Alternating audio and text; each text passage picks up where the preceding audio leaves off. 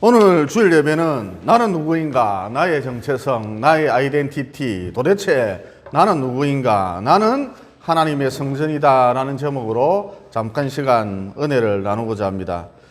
사람은 집으로 창조되었습니다. 그래서 성령을 모실 수도 있고 반대로 마귀와 동거동락하면서 마귀집이 될 수도 있다는 것이죠.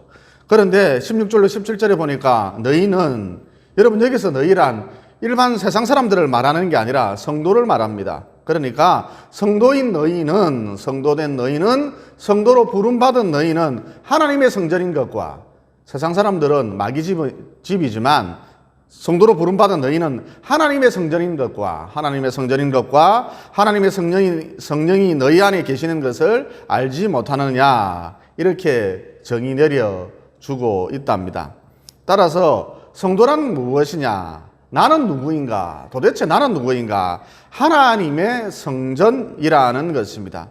그러므로 우리는 아무렇게나 살면 안 되고 성전의식을 가지고 나는 하나님의 성전이다, 나는 도대체 누구인가, 하나님의 성전이다, 이런 성전의식을 가지고 하루하루를 살아야 한다는 것이죠. 그러면 성전의식이란 도대체 무엇이냐? 여러분 누가복음에 보면 예수님께서 성전 정화 작업을 하셨거든요. 즉 어느 날 예수님께서 예루살렘 성전을 방문하셨는데 그곳에서 장사하는 장사치들을 모두 쫓아내셨다는 것입니다. 상을 다 엎어버리셨죠. 통쾌한 장면이었습니다. 따라서 우리가 성전의식을 갖고 산다는 것은 내 안에 있는 장사치들을 모두 쫓아낸다, 이런 의미라는 것입니다. 쉽게 말해 하나님의 뜻을 묻고 또 하나님의 뜻을 묻고 또 하나님의 뜻을 묻고, 이 하나님의 뜻에 100% 순종하기보다는 툭하면 하나님과 거래하려는 내 안의 장사치들, 이를 쫓아내려고 부단히 애를 쓰는 것, 이게 성전의식이라는 것이죠. 그리고 예수님께서 성전 정화 작업을 하시면서 무엇이라고 말씀을 하셨습니까? 내 집은 만민이 기도하는 집이라 그러셨거든요. 그러므로 매일 습관적으로 규칙적으로 기도하는 삶을 추구하는 것, 다른 말로 하늘과 연결된 삶을 추구하는 것, 영혼과 연결된 삶을 추구하는 것, 이게 성전의식이라는 것이죠. 또 예수님께서 성전 정화 작업을 하시면서 이런 말씀도 하셨거든요. 사람이 떡으로만 살 것이 아니요 하나님의 입으로 나오는 모든 말씀으로 살 것이니라. 따라서 나를 끊임없이 말씀으로 채우는 것, 나를 끊임없이 하나님의 말씀으로 채우는 것, 이게 성전의식이라는 것이죠. 여러분 혹시 좀비 영화 보셨는지 모르겠는데 말씀으로 나를 채우지 않으면 그만 영혼이 허기져서 죽어버린답니다. 그러니까 사람이 좀비가 되는 것이죠. 말씀이 없는 사람, 좀비라는 것입니다. 다시 말해 말씀으로 나를 채우지 않으면 껍데기, 껍질, 육체만 살아있는 거예요. 그래서 그저 육신이 시키는 대로 육신의 본성, 특별히 육신의 악한 본성, 육신의 쾌락만 쫓아서 산다는 것이죠. 그래서 말씀으로 내 속을 꽉꽉 채우는 이 성전의식, 인간의 삶에 있어서, 인간됨에 있어서 절대적으로 필요하다는 것입니다. 다시 말해 인생 살아감에 있어서 좀비로 살아가느냐, 영혼을 가진 존재로 살아가느냐, 영원한 생명을 가진 존재로 살아가느냐, 이것을 결정지어주는 게 바로 성전의식이라는 것이죠. 그러므로 나는 누구인가? 도대체 나는 누구인가? 하나님의 성전이다. 이런 정체성을 분명히 하고 사셔서 남은 여생 성전처럼 아름다운 삶을 사시다가 우리 하나님 앞에 서게 되시기를 예수님 이름으로 진심으로 축원을 드립니다. 이어 중국의 사상가이자 철학자인 묵자가 이런 말을 했답니다. 불경어수 경어인, 이런 말을 남겼거든요. 여러분 여기서 경이란 거울 경자를 말하는 것이거든요. 그래서 경이란 비추다, 비추어 보다, 이런 의미를 갖고 있습니다.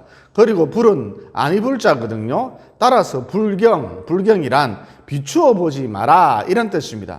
그러면 도대체 무엇을 비추어 보지 말라는 것인가? 여러분 여기서 어란 얼굴을 말하는 것이고 수란 물수자거든요. 그러니까 어수, 불경어수, 묵자가 말한 불경어수, 네 얼굴을, 네 모습을 물에 비추어 보지 말라는 것입니다. 그러면 내 모습을, 내 얼굴을 어디에 비추어 봐야 할까요? 경어인, 즉 사람에게 비추어 보아야 한다는 것입니다. 그러니까 묵자의 말인즉슨 물에 비친 내 모습은 진정한 내 모습이 아니라는 거예요.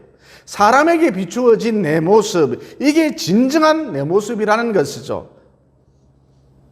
그래서 그 사람 주변 사람을 보면 그 사람이 어떤 사람인지 대충 알 수 있다는 것입니다. 예를 들어서 제 주변에는 목사님들이 많거든요. 그러면 저는 어떤 사람일까요? 목사일 가능성이 높다는 것입니다. 그러므로 물에 비추어진 내 모습은 진정한 내 모습이 아니다. 다른 사람에게 비추어진, 주변 사람에게 비추어진, 상대방에게 비추어진 내 모습이 진정한 내 모습이라는 것입니다. 그리고 지난주에 제가 어떤 사람을 만났는데 그가 말하길 자기 주변에는 거지 같은 사람이 너무 많대요. 그러면 여러분, 이 사람 주변에는 왜 거지 같은 사람이 많을까요? 한마디로 자기가 거지라서 그런 것입니다. 또 꽤 오래전 조폭 하나를 만났는데 저는 조폭을 보면은 말을 걸고 싶더라고요. 몸에다가 왜 그래 그림을 많이 그려놨느냐, 너 집에 스케치북이 없느냐, 꼭 이 조폭을 만나면 이게 말을 걸어보고 싶더라고요. 그래서 꽤 오래전에 제가 조폭 하나를 만났는데 말을 걸어보았는데 그가 말하길 자기 주변에는 똥파리가 너무 많대요. 그러면 여러분, 이 사람 주변에는 왜 똥파리가 많을까요? 한마디로 자기가 똥이라서 그런 것입니다. 다시 말해, 자기가 나비 같은 사람이라면, 자기가 꿀벌 같은 사람이라면 자기 주변에는 꽃 같은 사람들만 모여들 수밖에 없다는 것이죠. 그래서 결론이 무엇이냐? 내 주변 사람들은, 상대방은 비판의 대상이 아니다. 비판의 대상이 아니라 그를 통해서, 즉 그들에게 나를 비추어 봄으로써 진정한 내 모습을 발견할 수 있다는 것입니다. 여러분, 사무엘상 2장에 보면 엘리 제사장에 관한 스토리가 나오거든요. 엘리 제사장에게는 홈니와 비느하스라는 두 아들이 있었답니다. 그런데 이 두 아들 건달이었습니다. 껄렁표였다는 것이죠. 두 아들이 어떻게 했느냐? 엘리 제사장의 두 아들인 홈니와 비느하스가 어떻게 했느냐? 사람들이 제사를 지내려고 짐승을 가지고 왔을 때 기름 마르기 전에 육즙이 쫙쫙 흘러나올 때 우리들이 빨리 서둘러서 먹어 치우자 그러면서 하나님께 드려질 제사용 짐승을 중간에서 가로채 버리지를 않나, 또 해막에 시중두는 여자들을 대상으로 해서 성희롱을 하지 않나, 완전히 막하파식 껄렁패였답니다. 그래서 어느 날 엘리 제사장이 두 아들을 앉혀놓고 홈니와 비느하스를 불러다 놓고 내가 너희들의 악행을 이 모든 백성에게서 듣노라 그랬답니다. 여러분, 성경에서 듣는다라는 말은 비추어 본다라는 의미거든요. 그러니까 엘리 제사장이 두 아들을, 홈니와 비느하스를 백성에게 비추어 봤더니 백성들은 순진무궁한데 두 아들은 악하기 그지 없더라는 것이죠.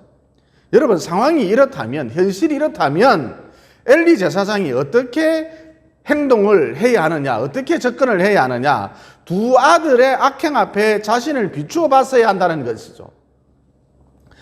그러니까 자식은 부모의 거울이라 그러는데 내가 도대체 어떻게 살았길래, 어떤 가치관을 가지고 살았길래, 어떤 태도로, 어떤 자세로 하나님을 섬겼길래 자식들이 저 모양일까 그러면서 두 아들의 악행 앞에 자기 자신을 비추어 봤어야 한다는 것이죠. 그래서 결론이 무엇이냐? 앞서 말씀드렸듯이 내 주변 사람들은 비판의 대상이 아니다. 비판의 대상이 아니라 그들을 통해서, 즉 그들에게 나를 비추어 봄으로써 진정한 내 모습을 발견할 수 있다는 것이죠. 이어 성경에 보면 엘리 제사장의 두 아들이 하나님의 법궤만 들고 가면 전쟁에서 이기는 줄 알고 막무가내로 설쳐대다가 까불다가 한날 한시에 전사했거든요. 그리고 이 소식을 전해들은 엘리 제사장도 그 자리에서 꼬꾸라져 죽었는데, 충격을 받은 것이죠. 그 자리에서 꼬꾸라져 죽었는데 왜 이렇게 비참한 일이 벌어졌는가? 한마디로 엘리 제사장이 두 아들의 악행 앞에 자기를 비추어 보지 않았기 때문입니다. 여러분, 만약 비추어 보았다면, 엘리 제사장이 두 아들의 악행 앞에 자신을 비추어 보았다면 자기 태도를 고쳤을 것이고, 자기 가치관, 자기 생각을 고쳤을 것이고, 또 무엇보다 신앙생활을 똑바로 했을 것이고, 근성으로 하는 것이 아니라 신앙생활을 확실하게 했을 것이고, 이어 그러면 두 아들도 아버지를 따라 선한 제사장이, 능력의 제사장이, 거룩한 제사장이 되었을 것임에 틀림없다는 것이죠. 즉 집안에 저런 재앙 닥치지 않는다는 것입니다. 한날 한시 아들 둘과 아버지가 죽었다. 얼마나 큰 재앙입니까? 그러므로 주변 사람들은 비판의 대상이 아니다. 비판의 대상이 아니라 그들을 통해서, 즉 그들에게 나를 비추어 봄으로써 잊고 있던 내 모습을 발견하라. 본래의 내 모습을 발견하라. 상대방을 보면서 본래의 내 모습을 발견하라. 플러스 나를 점검해 보라는 것입니다. 고쳐 나가라는 것이죠. 어떤 엄마가 그래요. 자기 딸은 초등학생인데도 불구하고 상당히 공격적이다. 거칠다. 애가 거칠다. 도대체 애가 왜 저 모양인지 모르겠다. 여러분, 이 딸은 왜 이럴까요? 한마디로 엄마가 싸움닭이라서 그런 것입니다. 그러니까 엄마가 자기 딸의 그 공격적인 모습을 보면서, 자기 딸의 그 거친 모습을 보면서 거기에 자기 자신을 비추어 봤어야 한다는 것이죠. 이어 비추어 보면 보이거든요. 평소 자기 태도에 문제가 있다는 것이 보인다는 것입니다. 그러면 싸움닭에서 품어주는 닭으로 서서히 자기 모습에 변화를 꾀하겠죠. 사람 같으면 변화를 꾀하겠죠. 내가 이렇게 살아서는 안 되겠구나. 사람 같으면 깨닫겠죠. 이어 이렇게 되면 엄마를 본받아 딸아이의 태도도 언행도 자연스럽게 부드러워질 수밖에 없다는 것입니다. 또 어떤 집사님 부부가 그래요. 우리 애는 지 하고 싶은 대로만 한다. 우리 애는 너무 고집이 세다. 여러분, 이 아이는 왜 이럴까요? 평소 엄마가, 아빠가 하나님 뜻에 순종하기보다는 자기 마음대로 결정해버리고 자기 마음대로 판단을 해버리고 선택을 해버리고 자기 뜻대로 해버렸기 때문입니다. 따라서 이 아이의 부모는 아이의 고집센 그 모습을 보면서 거기에 자기 자신을 비추어 봤어야 한다는 것이죠. 그러면 고집센 자기가 보이거든요. 불순종했던 자기가 보이거든요. 자기나 아이나 피장파장이거든요. 아이를 야단칠 입장이 못 되거든요. 아이를 보면 자기가 보니까 아이를 야단칠 입장이 못 된다는 것입니다. 이를 통해 진정한 자기 모습을 발견하고 고집센 자기 모습을 발견하고 불순종했던 자기 모습을 발견하고 자기 생각과 태도를 고쳐 나가라는 것입니다. 즉 신앙의 체질을 바꾸라. 고집형에서 순종형으로 바꾸라는 것이죠. 여러분, 이렇게 되면 자연스럽게 아이도, 고집센 그 아이도 부모를 본받아서 고집형에서, 고집형 성격에서 순종형 성격으로 바뀐다는 것입니다. 그렇게 되어져 있습니다. 그러므로 내 주변 사람들은 비판의 대상이 아니다. 비판의 대상이 아니라 그들에게 나를 비추어 봄으로써 진정한 내 모습을 발견할 수 있다는 이 진리를 붙드시고, 이어 비춰본 후에 고쳐 나가야 할 것이 있으면, 개선해야 할 것이 있으면 서서히 개선하셔서 남은 여생 아름다운 하나님의 성전 같은 삶을 사시기를 예수님 이름으로 진심으로 축원을 드립니다. 그리고 육은 성령으로만 이길 수 있다는 유명한 책이 있거든요. 뉴욕교회 목사님이 지은 책인데, 그 책에 보면 어느 날 자기 교회에 여자 모델이 찾아왔다고 합니다. 그리고 이 모델은 자기 발로 찾아온 것이 아니라 호기심 삼아 친구 따라 왔답니다. 하지만 설교 말씀을 자꾸 듣는 그 과정 속에서 믿음이 생긴 거예요.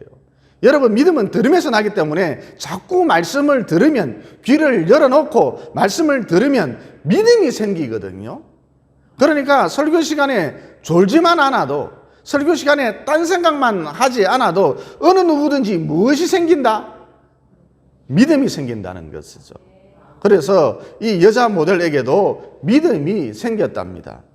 여러분, 믿음이 생겼다는 것은 어떤 의미가 있느냐 하면, 지금까지는 자기 멋대로 살아왔는데, 자기가 기준이었는데 말씀이라는 거울 앞에, 성령이라는 거울 앞에 자꾸 자기를 비추어 보기 시작한다는 것이죠.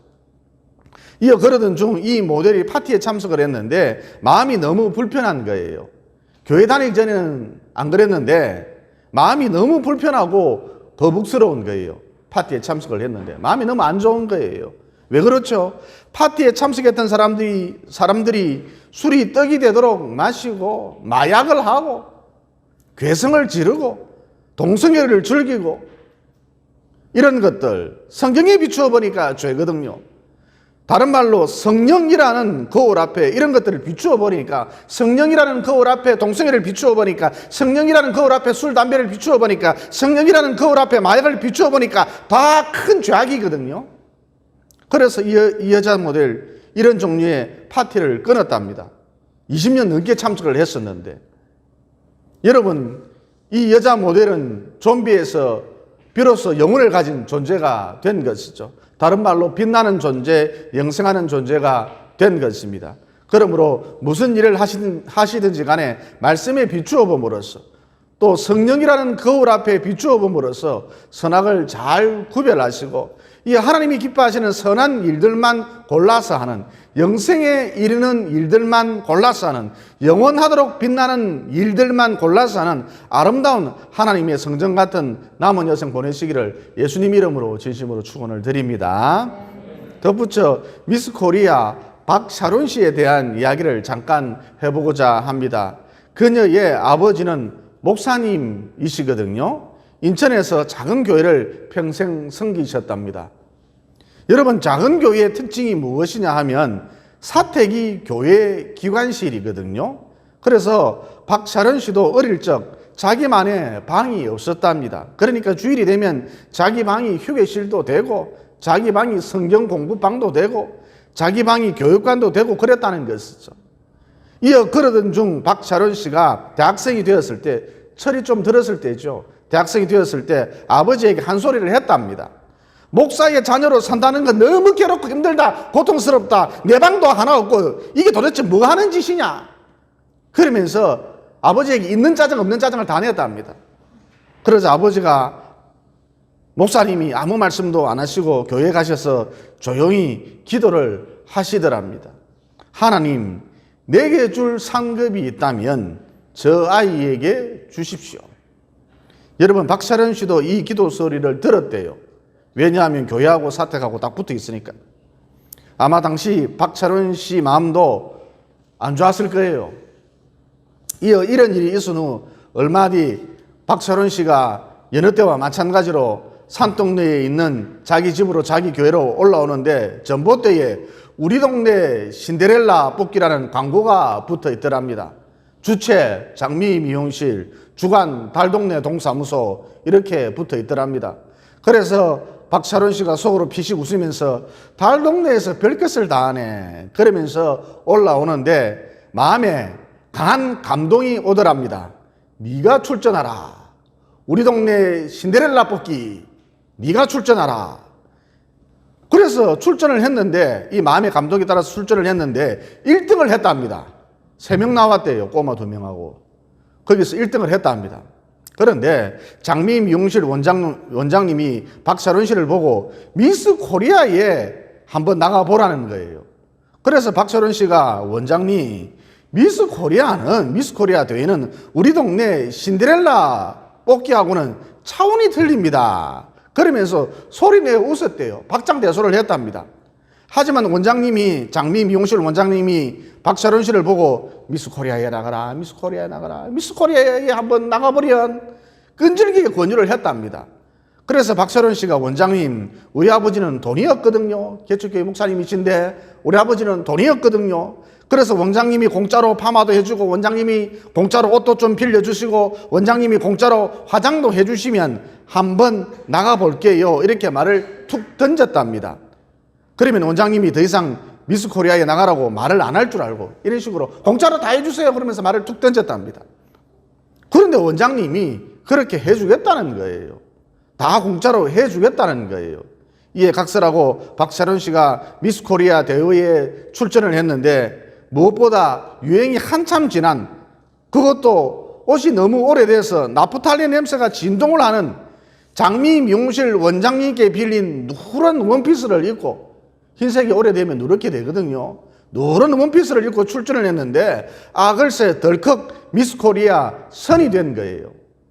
당시 심사위원들 누런 원피스를 보고 복고풍인 줄 알았답니다.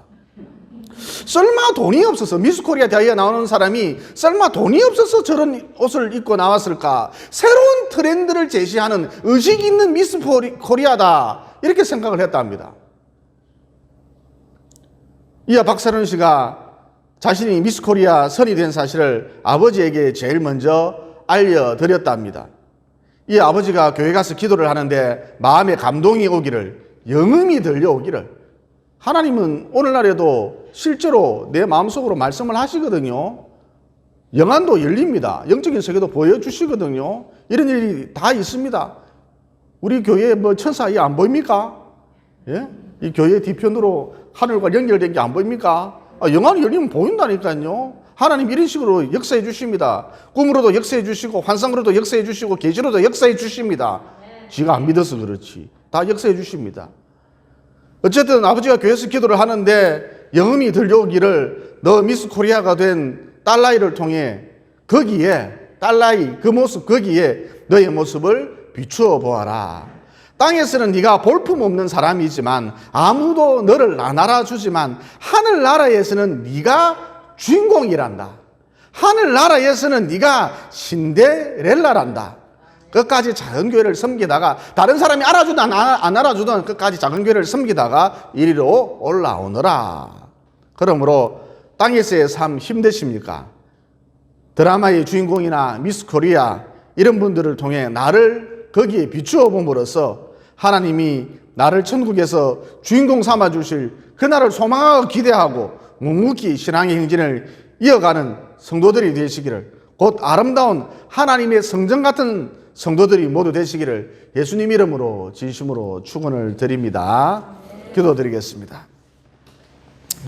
사랑의 하나님, 오늘 말씀을 통해 다른 사람은 비판의 대상이 아니다.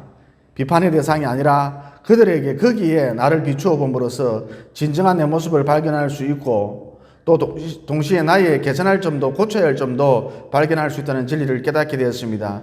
그러므로 상대방에게 나를 비추어 본 후 진정한 나를 발견하거나 또 나를 고쳐서 하나님의 아름다운 성전 같은 남은 여생 보낼 수 있도록 도와주시옵소서. 그리고 이 땅에서의 삶, 비록 볼품없고 작고 팍팍하고 많은 사람들이 알아주지 않는다 할지라도 드라마 속 주인공이나 미스 코리아를 보면서 즉 거기에 나를 비추어 봄으로써 곧 머지않은 장래에 하늘나라 주인공, 하늘나라 신데렐라가 된다는 사실을 깨닫고 기억하고 묵묵히 신앙의 행진을 이어가는 하나님의 성전 같은 성도들이 다 될 수 있도록 도와주시옵소서. 나를 하나님의 성전 삼아 주신 예수님 이름으로 기도드리옵나이다. 아멘.